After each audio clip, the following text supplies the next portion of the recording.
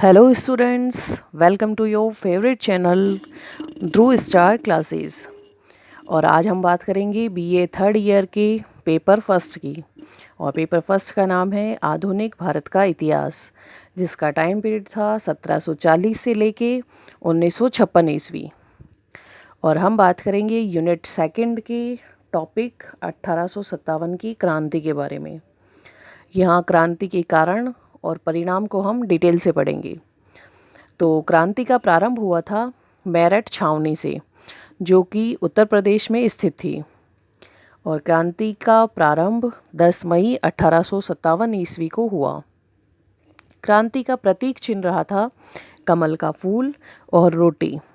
और क्रांति की तत्कालीन कारण माना जाता है बैरकपुर छावनी के सैनिक मंगल पांडे ने, जो कि 34वीं नेटिव इन्फेंट्री का सैनिक था, इसने गाय तथा सूअर की चर्बी लगे हुए कारतूसों का विरोध किया। और 29 मार्च 1857 ईस्वी को इसने 2 अंग्रेज अधिकारियों को गोली मार दी, जिसके चलते ब्रिटिश सैनिक अदालत ने मंगल पांडे को फांसी की सज़ा सुना दी। और 8 अप्रैल 1857 ईस्वी को मंगल पांडे को फांसी दे दी गई।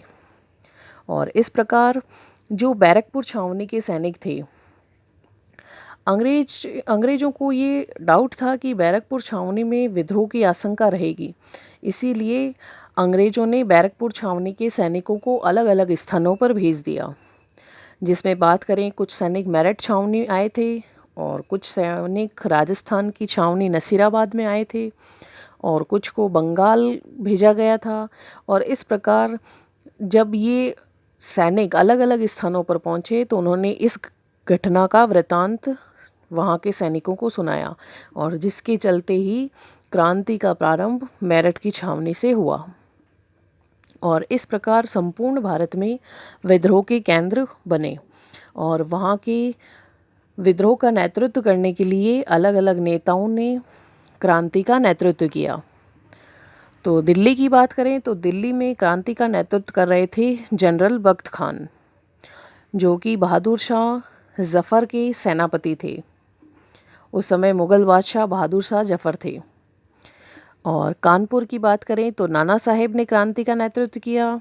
लखनऊ में बेगम हज़रत महल, बरेली में खान बहादुर गफ्फार खान ने, बिहार में क्रांति का नेतृत्व कर रहे थे कुंवर सिंह, फैज़ाबाद में मौलवी अहमदुल्ला, झांसी में झांसी की रानी लक्ष्मीबाई, इलाहाबाद में लियाकत अली और ग्वालियर में तात्या टोपे और गोरखपुर में गजाधर सिंह ने क्रांति का नेतृत्व किया। और इस प्रकार अलग अलग स्थानों में क्रांति का आगाज़ हुआ। और बात करें क्रांति के समय प्रमुख अंग्रेज़ अधिकारी कौन थे, तो जिन्होंने क्रांति का दमन किया, तो दिल्ली में क्रांति का दमन करने के लिए निकोलसन व हडसन को नियुक्त किया गया। कानपुर में सर ह्यू व्हीलर के द्वारा क्रांति का दमन किया गया और कॉलिन कैंपवेल उनके साथ थे। लखनऊ में क्रांति का दमन करने थे Henry Lawrence, Henry Havelock, James Outram, sir Colin Campbell. इस प्रकार लखनऊ में क्रांति का दमन किया गया। झांसी की बात करें तो सर ह्यूरोज ने झांसी की रानी लक्ष्मीबाई के साथ युद्ध किया और युद्ध में झांसी की रानी लक्ष्मीबाई शहीद हुई और क्रांति का दमन किया गया।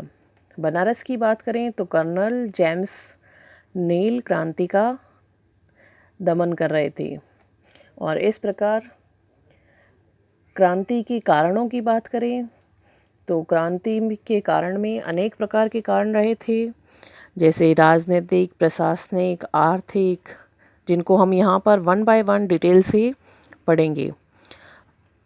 तो राजनीतिक कारण की बात करें तो लॉर्ड डलहौजी ने साम्राज्यवादी नीति के कारण भारतीय नरेशों में असंतोष उत्पन्न किया। हमने लास्ट वीडियो में बात की थी लॉर्ड डलहौजी की, जिन्होंने व्यक्तिगत सिद्धांत के आधार पर कई राज्यों को हड़प लिया था, जिसमें झांसी भी था और अवध भी था। अवध पर कुशासन का आरोप लगाकर उसे ब्रिटिश साम्राज्य में मिलाया गया और जिससे ब्रिटिश साम्राज्य के प्रति देशी नरेशों में असंतोष उत्पन्न हो गया और जिसके चलते इन्होंने क्रांति का आगाज़ किया। यहाँ तक कि डलहौजी ने नाना साहेब की 8 लाख रुपए की पेंशन को भी बंद कर दिया और जिसके कारण कानपुर की जनता ने भी ब्रिटिश सरकार के प्रति असंतोष व्यक्त किया। अंग्रेज़ों ने मुग़ल सम्राट बहादुर शाह जफ़र के प्रति भी अपमानजनक व्यवहार किया और उन्हें रंगून निर्वासित कर दिया और इस प्रकार यह राजनीतिक कारण रहे जिसके कारण क्रांति का आगाज़ हुआ।